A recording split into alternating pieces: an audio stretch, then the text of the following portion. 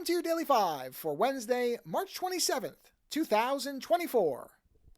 For the final part in my The Internet is Not Free series, I wanted to talk a little bit about the consolidation that we have seen going on within technology companies and more specifically companies that control the internet and how it can be really another factor in the internet not being free, at least in the way that people, now this is a different kind of free, we're not talking about monetary in this case, but this is definitely something that has degraded from the earlier days of the internet where there really was a much more wide open canvas for people to explore and communicate and find information. And we are seeing that, depending on how you interpret it, those avenues are being clamped down on.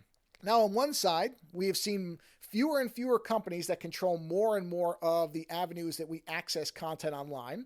For example, if you have cable internet or DSL, you probably don't have more than, if you even have, two options in your area to be able to get internet access. So if the company that you're using today suddenly decides to do something really egregious, or they just decide to tank your service, do you have another option that you can go to? One that is on par with what you have today. Because I know you can get satellite internet pretty much everywhere as far as I understand, but I am not aware of any residential or consumer level satellite internet that is anywhere near as reliable or has as good performance as cable or even DSL. I mean, there may be some, but I think they're really expensive, which is going to be it's going to be prohibitive for most people. If it costs too much, you can't use it.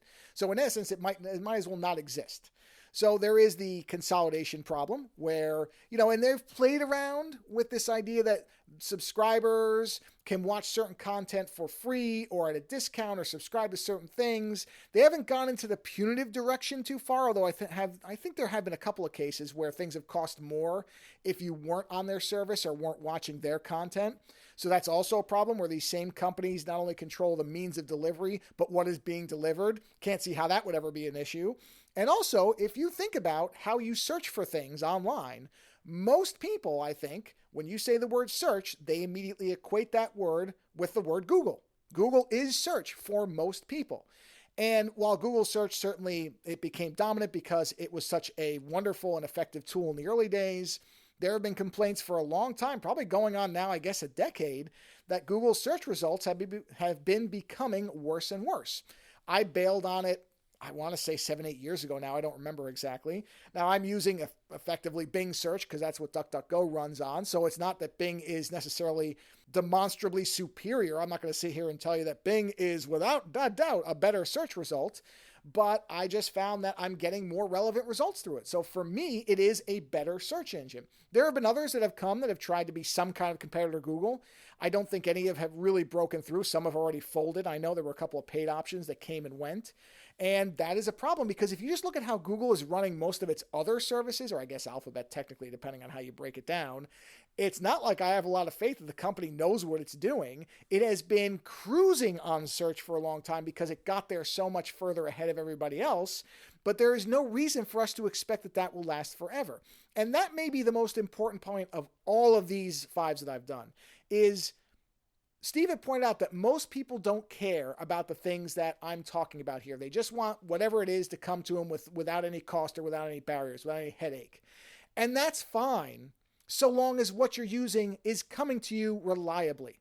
But the problem with apathy, the problem with not caring, the problem with not paying attention to what's going on is that it assumes that what's happening today will happen tomorrow. And that something that you rely on every day is, people look at certain things like the sun rising, which also is not something that's guaranteed if you go on a galactic scale, but is fairly reliable. Most days, the sun comes up. You may not be able to see it because of clouds, but it's there.